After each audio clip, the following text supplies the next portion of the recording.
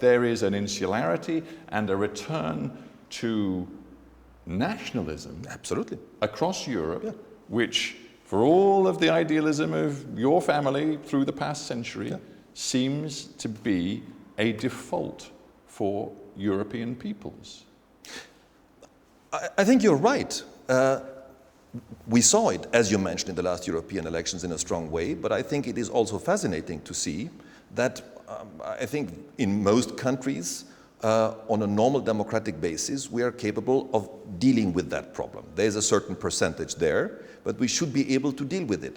I think it's very painful to see this nationalist movements really rising again, because they are, of course, riding on the wave of very few topics.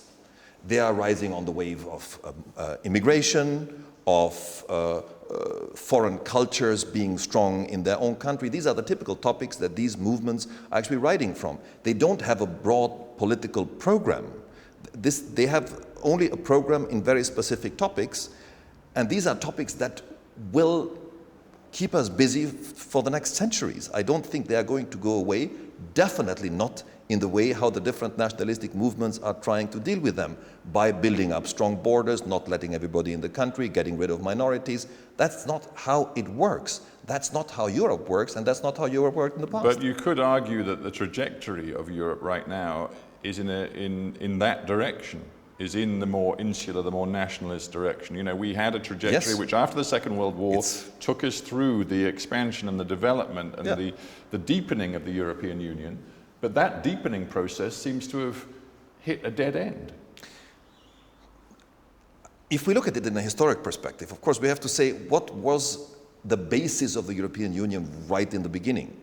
That was after the Second World War. This was when, let's say, the horrors of nationalism were still much more present on everybody's mind, because they all had experienced what can happen through this sort of movement.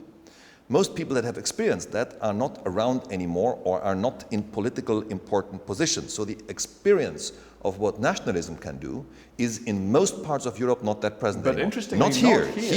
Here it is very present. Exactly.